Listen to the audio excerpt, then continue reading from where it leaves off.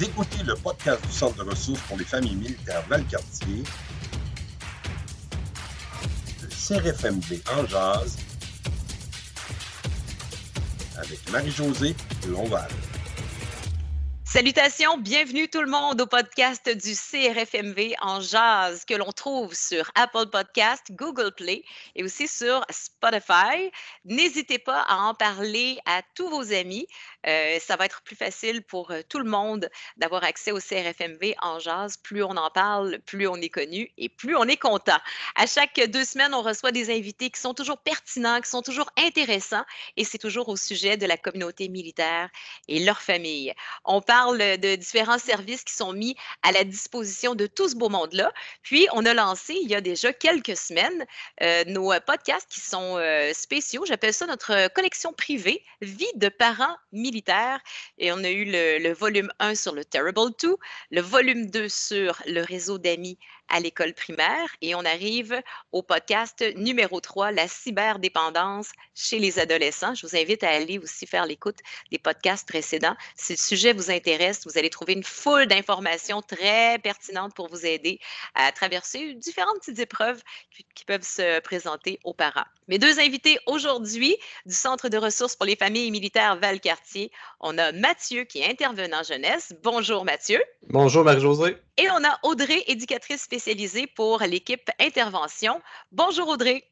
Bonjour Marie-Josée, bonjour à tous. Je pense qu'on a un sujet assez épineux aujourd'hui. Les avis sont extrêmement partagés. On a l'impression de faire la bonne chose alors que c'est tout le contraire. On a l'impression qu'on est des mauvais parents alors qu'on n'est peut-être pas si pire qu'on pense. On a vraiment besoin de vos lanternes à tous les deux aujourd'hui pour parler de cyberdépendance chez les ados. J'aimerais commencer tout d'abord tout simplement en nommant qu'on n'est pas des experts dans la cyberdépendance, on n'est pas des intervenants vraiment spécifiques qui travaillent qu'avec une clientèle cyberdépendante. Donc, c'est quand même un gros sujet, là, la cyberdépendance. J'aimerais peut-être juste qu'on en discute un peu informellement entre nous c'est quoi notre vision des écrans? Est-ce que vous pensez que c'est le démon ou... Quand j'étais petite, on ne parlait pas d'écran de game, on ne parlait pas de tablette, c'est encore moins de téléphone intelligent. Oh, elle est vieille! Oui, peut-être un peu.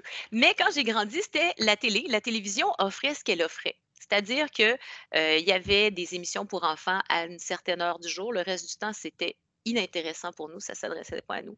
C'était probablement plus facile de gérer le temps d'écran dans mon temps, comprenez-vous? Puis après ça, on allait jouer dehors, puis on ne se posait pas plus de questions que ça. Aujourd'hui, je dois admettre que les jeunes ont une variété extraordinaire d'aller se divertir, d'aller apprendre aussi des affaires via leur tablette, via leur téléphone intelligent, que les jeux vidéo sont complètement capotés. J'ai grandi avec Pac-Man, hein, je vous rappelle. Donc, je peux comprendre que les écrans puis les consoles de jeux soient tellement attirants pour cette génération-là. Qui je serais, moi, pour aller juger et les empêcher d'en profiter un peu? De mon côté aussi, quand j'étais toute petite, c'était plus la télévision qui était là. Par contre, dans mes souvenirs, même de mon côté, j'avais accès à la télévision, je sentais pas vraiment que j'avais de restrictions non plus par rapport à ça. Puis, ce que j'ai l'impression aujourd'hui, c'est que c'est vraiment ça, c'est qu'il y a tellement de... justement, on a tellement d'informations par rapport à tout ça, c'est une nouveauté. On se questionne un peu sur les temps d'utilisation, qu'est-ce qu'on peut en faire, qu'est-ce qu'on peut pas en faire. Puis, ça, je pense qu'il y a aussi un choix personnel, puis des valeurs personnelles qui viennent avec ça un peu. De mon côté...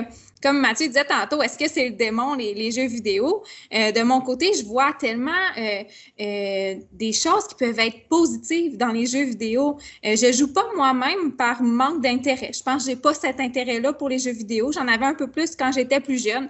Et là, c'était pour des jeux, exemple, comme Just Dance sur la Wii ou je pense que c'était Shrek 2 sur la PS2.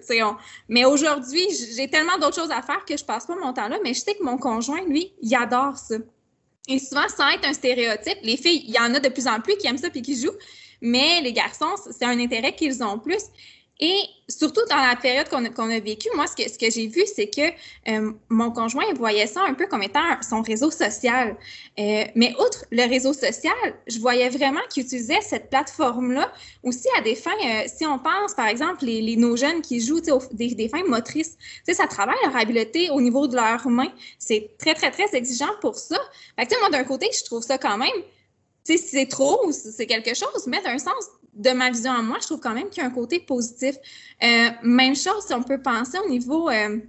je pense à un jeu, là, je le dis, si jamais il y a des personnes qui font comme « Ah oui, je sais quoi, Rocket League ». C'est un petit jeu de petits véhicules qui jouent au soccer ensemble. Puis les gens, ils ont leur écouteur, puis ils doivent discuter, ils doivent collaborer. C'est un travail d'équipe qu'ils doivent faire ensemble. Donc, je vois quand même qu'il y a autre chose derrière. Tu sais, si on regarde plus loin à ce que ça l'amène comme habileté cognitive et la motricité fine, même mécanique, je pense qu'ils appellent ça les gens de la vie de gamage, mais ça l'amène tellement d'habileté, puis autre chose même que juste le temps d'écran, je pense comme on le considère peut-être nous comme adultes ou qui a moins tendance à aller vers ça ou avec les informations qu'on a aussi de l'extérieur sur les impacts que ça peut avoir sur le développement aussi. Je pense que ce que tu nous dis, Audrey, c'est qu'on ne peut pas, tu parlais du démon, là, Mathieu, je pense qu'on ne peut pas mettre les jeux vidéo ou le temps d'écran dans le clan du mal. C'est que ça apporte du bien aussi. Et là, on tombe instantanément dans une belle zone grise. C'est rendu ensuite le dosage pour en faire une utilisation qui est saine, puis qui est en équilibre avec aussi ce qui s'appelle jouer dehors, puis se faire des vrais amis en vrai humain. Très d'accord avec ce que vous venez d'apporter. Puis je vais faire un peu du pouce sur ce que tu as dit de. Mais j'ai mentionné au début, est-ce que c'est le démon ou pas? Je pense qu'on est d'accord pour dire que non. Puis, ça serait un peu de se voiler les yeux, de dire qu'on doit combattre ça. Je pense qu'on est dans une ère où on n'a pas le choix de vivre avec. Là.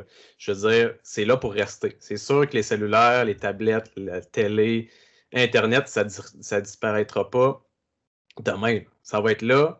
Donc, on est mieux d'apprendre à vivre avec. C'est polarisant un peu. Là. Il y en a qui sont ultra contre, il y en a qui sont ultra pour. Des fois, c'est blanc ou noir à ce niveau-là, mais c'est bien d'en parler puis de se faire une idée là-dessus. J'aimerais ça revenir un peu. Audrey a dit tantôt, réseaux sociaux, les gars, c'est peut-être plus les jeux vidéo, mais de ce que moi je vois, je pense que tu as raison. Chez les gars, c'est très PlayStation, Xbox, jeux sur les ordinateurs. Puis du côté des filles, c'est un peu plus réseaux sociaux, Facebook, Instagram, tout ça. Est-ce qu'il y en a un qui est mieux que l'autre? Je pense que tout est dans la manière qu'on l'utilise. Je me revois un peu avant mes 10 ans, là, comment je vivais ça. Pour moi, c'était super intéressant, là, les jeux vidéo. Là, j'en mangeais, là, c'était super, des fois valorisant, parce que si t'es bon, le crime, tu vas te chercher un peu d'estime de hey, j'ai réussi à battre tel jeu ou je sais pas. Donc, ça peut amener du bon. Puis après, comme dans n'importe quoi dans la vie, quand tu en abuses, quand tu t'auto-régules pas à ce niveau-là, ben, ça peut apporter des problèmes. Tu sais, on dit, les parents, bon, ça dépend d'eux, ça dépend de leurs valeurs. Je parle tu parles réguler, tu sais, d'aller imposer un nombre d'heures. L'idée, c'est pas de mettre des règlements partout, mais je pense que ce serait important, afin de prendre une bonne décision, pour savoir ce qui est bon pour notre enfant, de savoir exactement quel impact ça peut avoir, trop de jeux vidéo ou trop d'écran. Parce que si tu n'en es pas conscient, tu te dis, ben mon enfant, je le laisse le temps qu'il veut, de toute façon, il apprend des choses, de toute façon, c'est des émissions éducatives ou quoi que ce soit. C'est qu'on est forcé quand même de regarder qu'il y a des études qui parlent du rétroéclairage, qui n'est pas super bon pour les yeux, qui parlent de l'espèce de stimulation pas longtemps avant le dodo, ça peut nuire là, même à ce que ton enfant réussisse à s'endormir quand il a été stimulé de cette façon-là, quelques minutes avant d'aller au lit. Donc, il faut quand même mettre des petits flashs rouges, expliquer dans le fond la décision, oui, vous appartient, vous êtes les parents, vous allez décider, mais soyez bien conscients qu'il y a quand même pas des dommages, là, mais il y a quand même disons, des choses importantes dont il faut être conscient avant de décider combien d'heures on impose à son enfant. Je ne suis pas sûr qu'on impose combien d'heures, là, j'imagine, mais c'est beaucoup dans la communication, il faut voir, s'entendre plus sur un nombre d'heures, tu aurais plus de chances, en tout cas, que ton ado veuille aller dans le même sens que toi. Parce que tout ce qui est imposé chez l'ado, ça va. C'est sûr qu'ils vont grincher des dents, ce ne sera pas long. Là. On a trouvé le démon finalement, c'était ça. Imposer des heures, des restrictions. En tant que parent, on a aussi un peu d'introspection à faire, de se regarder, de regarder notre propre utilisation des écrans. Puis je vais me prendre moi un exemple. Je suis pas mal sûr que plusieurs des parents qui nous écoutent vont se retrouver là-dedans, mais le cellulaire, c'est un outil de travail, c'est un outil de plaisir, c'est un outil de rejoindre mes amis, c'est un outil pour parler à mes parents rapidement. C'est indispensable. Moi, je me vois pas, à la limite, c'est triste, là, mais je me vois pas quasiment vivre actuellement sans mon téléphone. Là, c'est pratiquement une extension de moi. Là. C'est triste à dire, mais c'est ça. Là.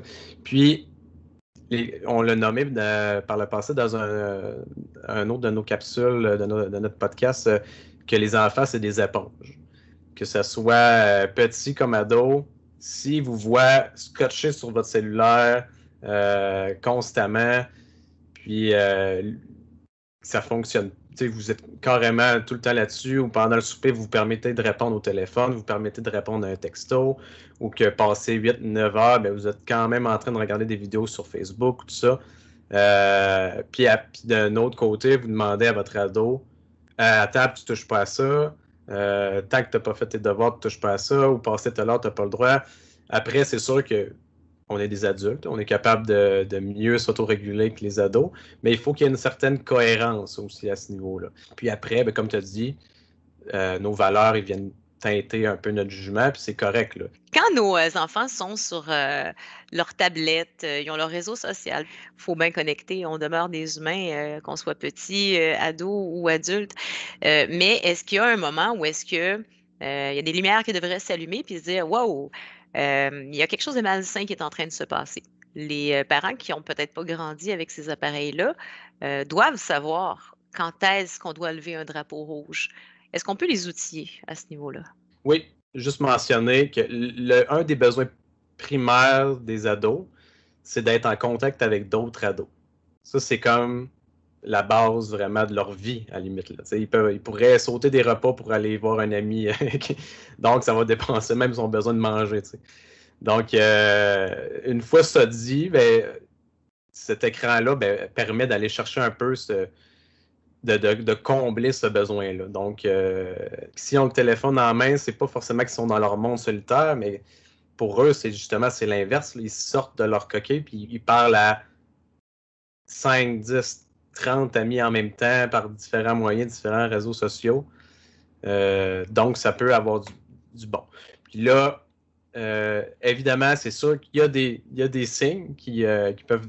On peut se dire, OK, ben là, peut-être que mon ado, ça commence à être un peu problématique. Puis je peux vous en nommer quelques-uns.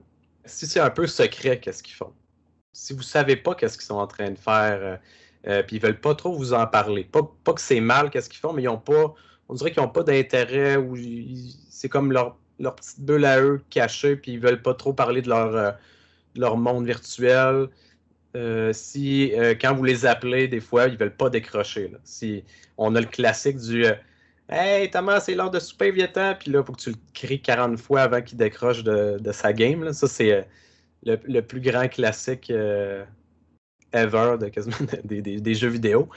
Mais après, si je peux vous donner un conseil, les parents qui écoutent et qui ne sont pas trop techno, ce qui fonctionne un peu chez nous aussi d'ailleurs, puis chez les ados que je côtoie par le club jeunesse, c'est que quand ils sont des jeux en ligne ou des jeux de course ou souvent, d'arrêter en plein milieu d'un jeu de course ou en plein milieu de sa partie de jeu en ligne, ça peut être tannant pour le jeune, sachant que s'il continue 2 minutes, il va la terminer. Tu sais, je ne vous dis pas de dire oui à chaque game qui recommence, là, mais d'essayer de comprendre un peu ce monde-là pour, des fois, ajuster ses interventions. Moi, ce que je dis à mes garçons, c'est « OK, les gars, terminez ce que vous êtes en train de faire, puis là, venez me voir. » C'est pas tout de suite, c'est terminé, vous fermez.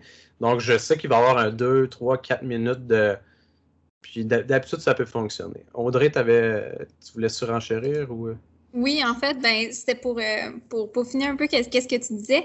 Tu sais, moi, il m'est arrivé quelques fois, justement, soit dans des suivis que j'avais, ou avec des parents, ou même des amis qui m'ont parlé des fois, qui ont des enfants un peu plus grands, que justement, ils demandent « Ah, viens-t'en, tu sais, c'est l'heure de manger, ça décroche pas, ils attendent 15 minutes. » Puis justement, tu sais, il y a comme un barème qui, tu sais, il n'a pas été mis clairement au départ, comme qu'on avait parlé au début, et que parce qu'ils sont tannés d'avoir à répéter, vont soit couper Internet, débrancher la console ou quoi que ce soit.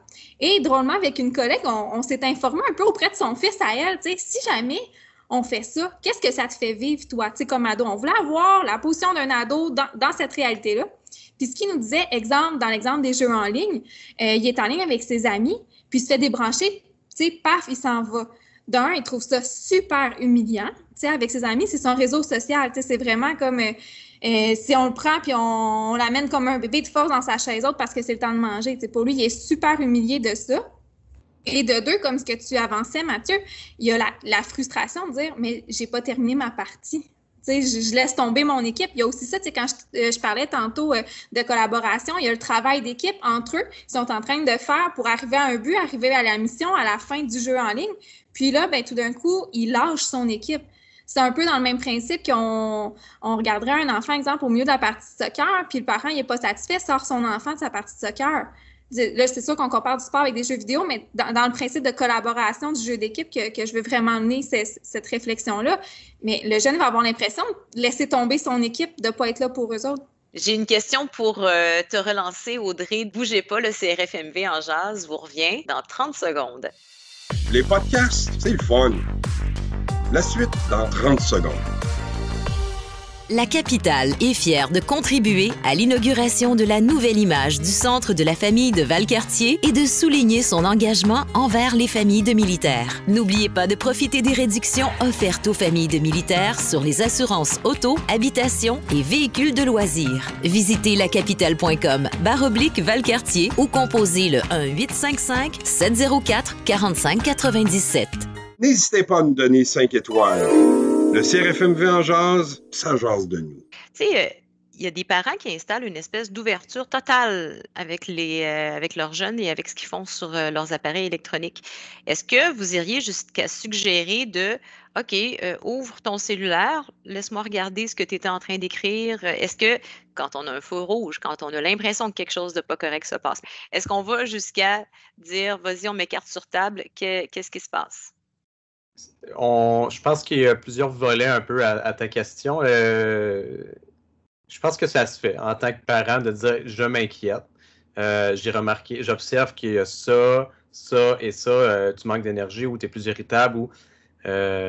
Puis après ça, nous, vous êtes les meilleurs experts de vos enfants. Là, fait que vous êtes les mieux placés pour déceler ce drapeau rouge-là. Puis ça se demande. Après, l'âge, ça dépend aussi de la relation que vous avez avec l'ado, de son âge. S'il est rendu à 17 ans, puis vous n'avez jamais regardé, ça se peut que l'ado vous dise non, puis vous rit d'en face, puis il s'en aille.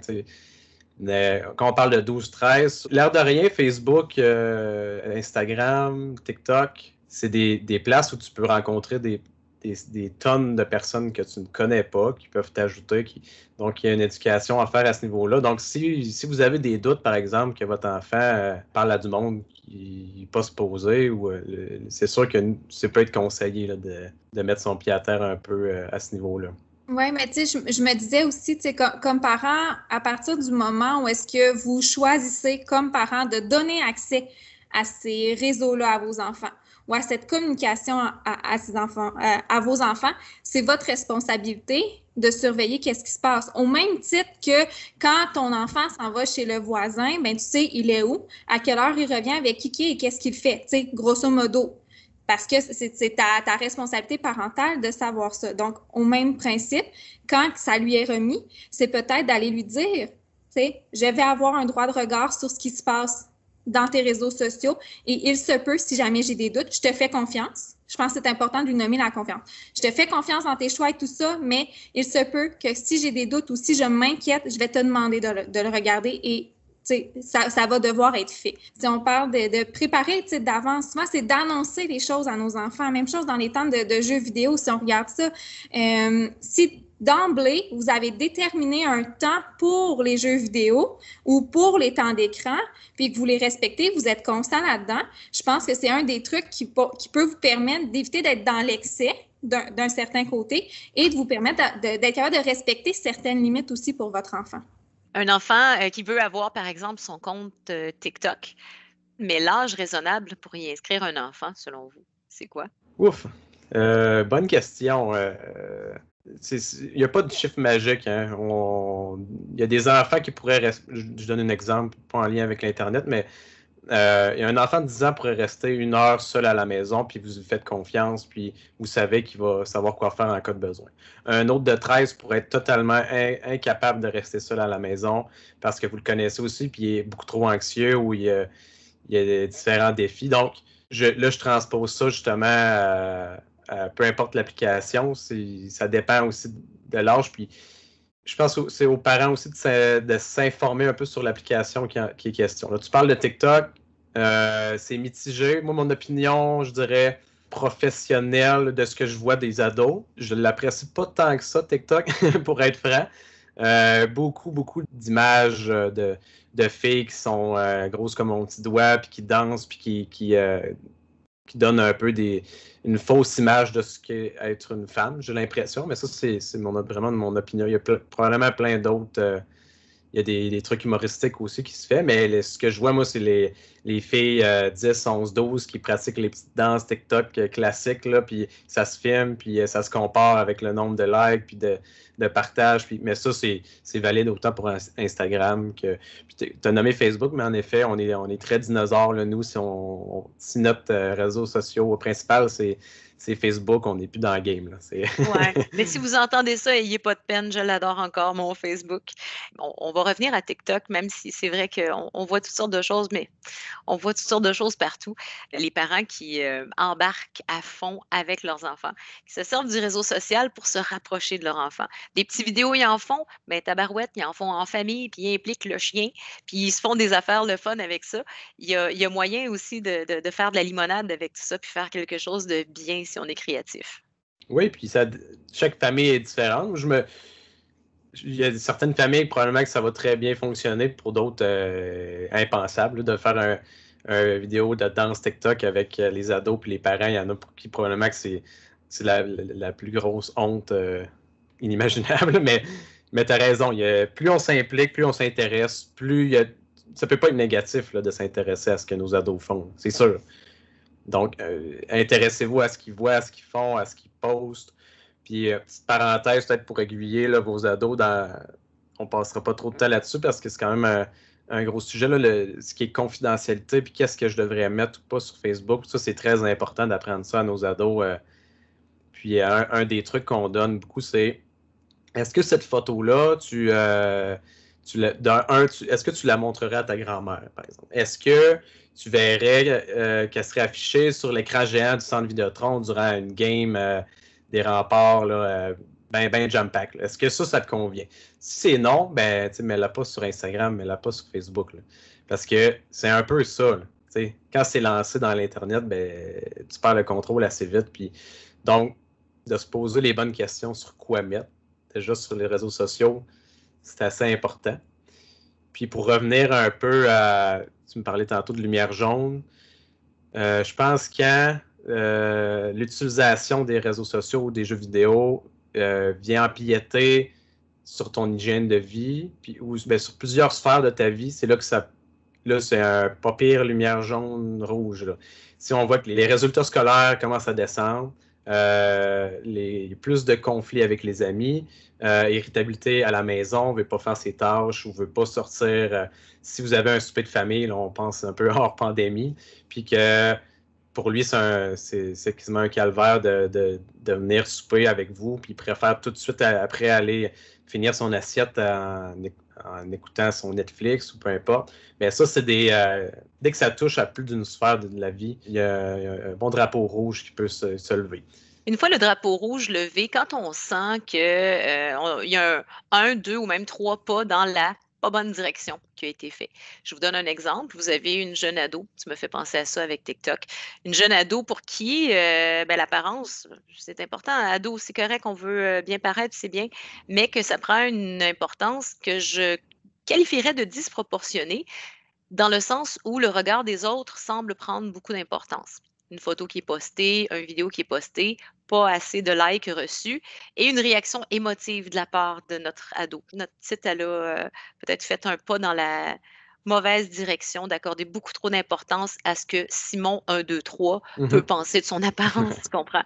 Comment on fait marche arrière dans ce temps-là? Je pense qu'ici, la problématique n'est pas forcément TikTok ou Instagram, mais on parle d'estime de soi beaucoup. Donc, ça, tu transposes ça à plein d'autres sphères de la vie de cette jeune fille fictive, là.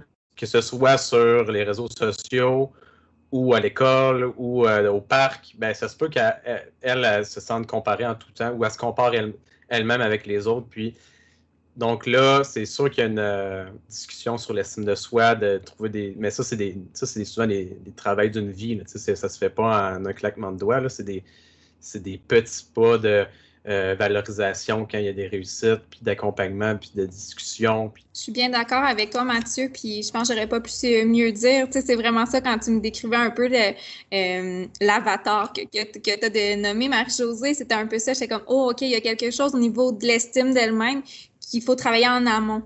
Fait qu'avant ça, comment est-ce qu'on peut lui faire développer, lui faire valoir qu'elle est belle, qu'elle est jolie, qu'elle n'a pas besoin de cette attention-là pour savoir qu'elle vaut quelque chose dans la vie. Puis même dans les yeux des autres, puis que d'accepter que certaines fois, ben on place certaines personnes et moins à d'autres aussi. Puis, un peu pour répondre aussi à l'autre l'autre section un peu de ta question. Je pense que si jamais ça arrive à ça, on a une petite cocotte qui finalement arrive à ça, de lui permettre d'aller poser elle-même son jugement. Sans nécessairement être... Je pense qu'avec les ados, Mathieu, tu pourras me corriger si jamais je suis complètement dans le champ, mais avec les ados, souvent quand on est dans un mode moralisateur, on les perd. Des invités passionnants, pertinents. Le CRFMV en jase, c'est pour la communauté militaire, leur famille, leurs proches. Bref, ça jase de nous. De retour dans quelques instants. La capitale est fière de contribuer à l'inauguration de la nouvelle image du Centre de la famille de Valcartier et de souligner son engagement envers les familles de militaires. N'oubliez pas de profiter des réductions offertes aux familles de militaires sur les assurances auto, habitation et véhicules de loisirs. Visitez lacapitale.com/Valcartier ou composez le 1-855-704-4597. N'hésitez pas à nous donner 5 étoiles. Le CRFMV en jase, ça jase de nous. En ce moment, on voit beaucoup, étant donné que les jeux vidéo, c'est tellement le fun. Aller regarder nos émissions, c'est tellement trippant. Ils peuvent regarder autant de petits bonhommes qu'ils veulent. Eux autres, ils n'ont pas les héros du samedi qui arrivent ou le jour du Seigneur pour interrompre quelque chose. Le temps d'écran devient une récompense. Bonne journée à l'école, tu as eu des bons résultats scolaires, tu t'es bien comporté. On te récompense avec un temps d'écran. Oui, tu pourras écouter ton émission. Ah, la PS, c'est pour toi ce soir. Est-ce qu'on fait bien de faire ça, nous, en tant que parents, ou on est en train d'alimenter la bête en faisant ça? Aidez-moi, je me pose vraiment cette question-là. Elle est compliquée, cette question-là, puis elle s'applique aussi à... Je fais un parallèle rapide, mais les desserts, la sucrerie, tout ça, donc ça peut s'appliquer à ça aussi. Hey, ben après la game de soccer, on va aller se récompenser, on va aller manger une crème molle, tu sais, ou on va aller manger une pizza. Donc, puis là, après le soccer, tu as joué dehors, donc hey, tu vas avoir une heure de... C'est donc cool. Donc, c'est sûr qu'on pourrait comme établir dans le cerveau OK, jeux vidéo, tablette, réseaux sociaux, égale récompense, égale bonheur instantané, égale... Faut pas non plus trop se casser la tête, puis se dire, mon Dieu, je suis tombé un mauvais parent parce que là, je l'ai amené manger une crème molle après sa game de soccer. On est-tu en train de se culpabiliser comme parents pour bien des affaires, pour des décisions qu'on prend, puis de la manière qu'on récompense nos enfants? Audrey, rassure-moi. Je pense un peu, oui. Je pense vraiment un peu. Tu sais, je pense que c'est... On en a parlé tantôt, le dosage. Tu sais, c'est vraiment ça qui va faire la différence parce que si on pense juste à nous, on se replace à nous comme parents. Puis là, je me mets là-dedans à 100%. J'ai une grosse journée le soir, je viens de coucher les enfants, ça a été difficile, peu importe, bref. Mon Dieu que j'ai hâte à ce moment-là où est-ce que je peux aller écouter ma série ou que je peux aller écouter un bon film ou, tu sais, si je pense à mon conjoint qui peut aller gamer avec ses chums de gars en bas, tu sais. On a hâte à ça, ça nous fait du bien. Et même dans une journée de congé, moi, je rêve d'une journée de congé où est-ce que j'aurai pas les enfants puis je vais pouvoir me claquer une série Netflix. Mon Dieu que je rêve de ça. Là, c'est sûrement en tant que mère de jeunes enfants qu'il y a en moi qui dit ça parce que j'ai moins de temps, je peux moins me le permettre. Mais ça me fait du bien à moi aussi. Mais encore une fois, je suis adulte, je le dose parce que j'ai autre chose à faire dans ma journée. Mais mon Dieu, que ça me fait du bien, cette récompense-là. Puis des fois, je m'attache à ce moment-là le soir. Et je le vois pas de façon négative pour moi. Pour moi, ça me fait du bien aussi. Puis effectivement, ça me motive à amener quelque chose ailleurs, puis avoir un intérêt aussi d'aller chercher ça. Fait que si on se le permet et qu'on est capable de doser, je pense que ça peut être très positif aussi. Là. Surtout dans le temps qu'on vit en ce moment là, de pandémie, de travail à la maison. Un parent heureux, c'est un bon parent d'habitude. Donc, des fois, une heure tu le sais que ton enfant, il va être relax, il va jouer, puis toi, tu peux faire le souper tranquille. Je suis bien. Donc, c'est sûr que vos interventions plus tard dans la soirée, ils vont peut-être être beaucoup plus efficaces, même s'il a joué 1 heure ou 2 aux jeux vidéo. Là. Petit truc, s'il arrive de la maison après une longue journée d'école, par exemple. Ce que nous, on propose souvent, c'est pas dès qu'il traverse le seuil de la maison, la porte, là, il arrive, puis il s'assoit, puis il ouvre la télé. Si c'est ça son réflexe, c'est pas un super bon réflexe. C'est parce que là, il va associer vraiment détente, relaxation, jeux vidéo, écran. Donc, on propose un 15 minutes, prends le temps de te déposer, arrive, parle-moi un peu, vide ton sac à dos, va lis un livre. C'est pas grave s'il fait pas les devoirs tout de suite. Ça, c'est vous qui voyez comment vous gérez les devoirs. Mais surtout en ce qui a trait de l'écran, un petit buffer là, de 15 minutes quand il revient de l'école. Puis même, ça pourrait s'appliquer, je pense, à quand il revient de jouer dehors, quand il revient de sa game de soccer. C'est juste dire, regarde, dépose-toi un peu, puis mets-toi les esprits à la bonne place, relax. Puis là, après, quand ça c'est fait, tu peux écouter ton émission. Ce que j'ai remarqué, mon enfant est plus petit, on n'est pas encore à l'âge de l'adolescence, mais les écrans et les tablettes et les consoles de jeux prennent déjà beaucoup de place chez nous. Moi, je le fais le truc que c'est des fois une récompense et tout ça. Puis, je sais pas si c'est bien ou mal, mais tu dis un parent heureux est un bon parent. Je pense que tout le monde est bien heureux parce qu'on a du plaisir, parce que bien souvent, on va embarquer dans son jeu pendant qu'il joue, puis faire « Hey, il y a telle affaire là-bas, je l'ai vu, va le chercher, le trésor. » Puis on embarque, on joue avec. Puis on dose ça avec d'autres fois que je fais le souper. Hey, viens m'aider, t'es capable, va chercher 5 patates, puis 3 carottes. On a du fun avec ça, là. Puis d'autres fois, ça ne dit pas, la journée était tough à l'école, ça ne lui tente pas. Puis ça me fait plaisir de dire, OK, go, divertissement, amuse-toi, enjoy. Puis dans le dosage, je pense qu'on peut trouver un équilibre qui ne va pas tomber dans le malsain. Tellement. Puis j'aime vraiment ce que tu viens d'apporter, Marie-Josée, de prendre le temps, tu sais, des fois, de s'installer puis de s'intéresser à ce que notre enfant fait, à quoi qu'il joue. Parce que ça leur fait tellement plaisir, au même titre que, tu sais, là, je vais ramener le sport, la musique, au même titre qu'on est assis devant le concert de piano de notre enfant, au même titre qu'on est dans les estrades en haut en train d'applaudir, mais d'être assis à côté d'eux, quand ils font cette activité-là, de s'intéresser à... Tu sais, même si nous, là, pour vrai, on s'en fout, là, tu sais, ça nous intéresse pas vraiment, mais qu'eux, ils voient que nous, ça nous intéresse, qu'on s'intéresse à eux, puis qu'est-ce qu'eux, ils aiment, vous avez peut-être l'impression de ne pas créer de relation, mais au contraire, vous resserrez les liens avec votre enfant de cette façon-là parce que vous allez mieux le comprendre. Puis, les éléments que je disais au début, justement, de qu'est-ce que ça travaille, tu sais, au-delà du jeu, bien, en regardant qu'est-ce qu'il fait, vous allez pouvoir vous en rendre compte par vous-même que, mon Dieu, c'est pas facile, ces choses-là. Fait que, puis, votre enfant va juste être reconnaissant. Puis, je pense que, Marie-Josée, dans ton exemple, tu peux le constater de ton fils que, autant que tu t'intéresses à son jeu, tu participes avec lui, mais ça l'amène aussi le contraire que lui participe dans votre vie à vous. Fait que, il y a vraiment, c'est du donnant-donnant. Moi, je trouve que c'est une belle relation comme ça. Non seulement c'est du donnant-donnant, mais après ça, quand tu sais à quoi ton enfant joue, c'est que là, tu peux avoir des millions de discussions. De toute façon, la plupart de ces discussions commencent par « Hey, mon bonhomme dans mon jeu! » Là, il m'en parle. Il a fait telle affaire, il a fait ci, il a fait ça. Si je ne suis pas au courant, j'ai aucunement accès à ces conversations-là. Là, les amis, on parle aujourd'hui de cyberdépendance chez les adolescents. C'est notre volume 3 de vie de parents militaires. J'aimerais ça savoir si on est capable de faire un horaire, essayer d'établir des règles, mais quelque chose de vraiment clair. J'ai l'impression que ce serait gagnant, ça. Puis c'est la tâche que j'aimerais te confier, Mathieu. Est-ce que tu es prêt à relever le défi? Oui, bien sûr. OK. Bien, regardez, bougez pas. On revient dans quelques secondes au CRFMV en jazz. En auto, tranquille à la maison, quand les enfants sont couchés. Les podcasts du CRFMV, c'est votre moment. Profitez-en. On revient dans quelques secondes.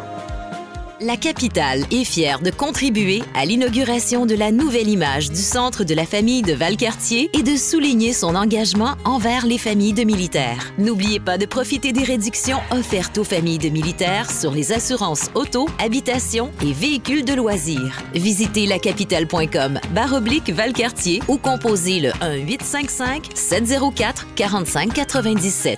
N'hésitez pas à nous donner 5 étoiles. Le CRFMV en jase, ça jase de nous. On est de retour, c'est le volume 3 de Vie de parents militaires et je vous suggère fortement d'aller faire l'écoute de notre volume 1 qui est sur le Terrible 2, notre volume 2 sur les amis, surtout dans les cours d'école de nos enfants à l'école primaire. Il y a plein d'outils à aller chercher là-dedans, mais aujourd'hui, on plonge dans la cyberdépendance chez les adolescents.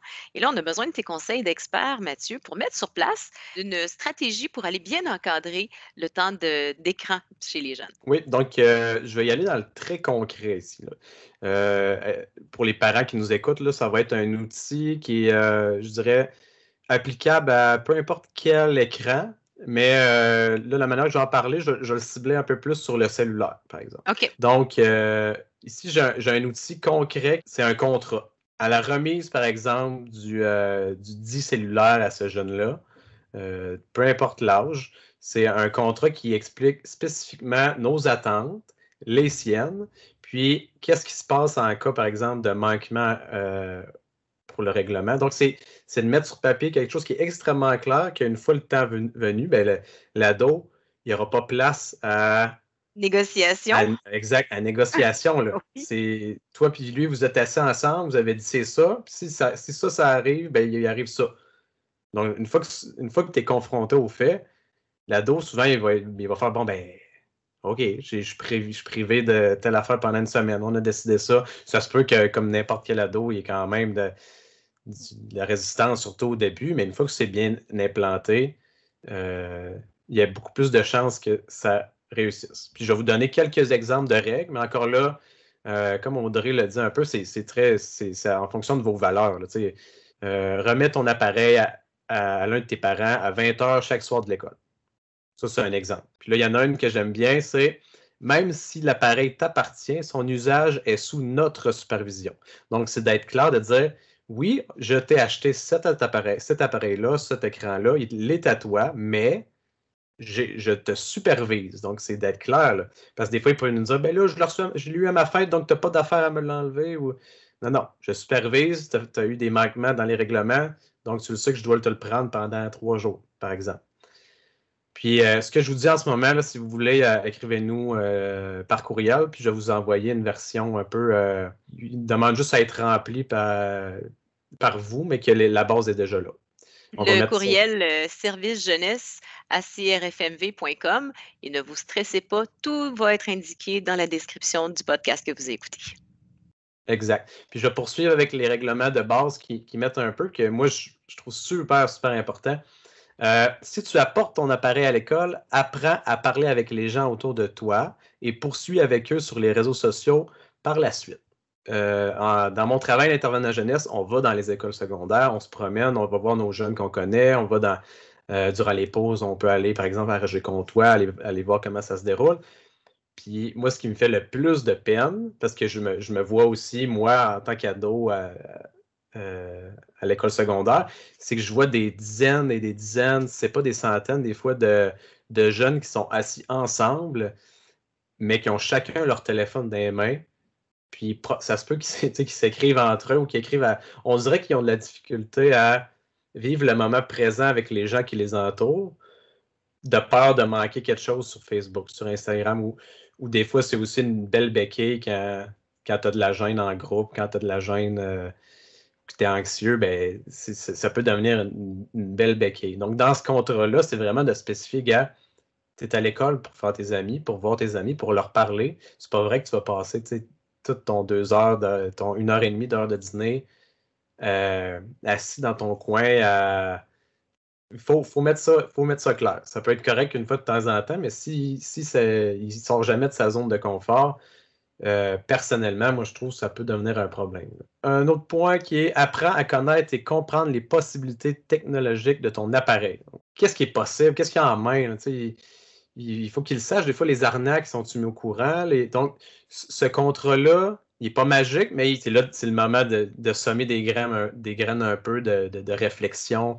Tout est dans la prévention. On ne veut pas se rendre à la lumière rouge. Là. Donc, tous les petits gestes de prévention que vous mettez, ben, ça peut les amener vers une meilleure direction. Il y a d'autres points sur le contrat. Je ne les passerai pas toutes parce qu'il y en a une dizaine. Puis après, vous pouvez rajouter les vôtres. Puis j'aimerais ça aussi parler je pense que c'est le Cathy Tétrault du Centre CyberAide qui est basé à Québec. Là, super ressource pour tout ce qui est prévention ou qui fait des formations. Vous pouvez aller liker sa page Facebook. Là, c'est super, super intéressant. Elle parlait un peu de la netiquette, qui est comme un peu une sorte de décorum d'Internet, si on veut.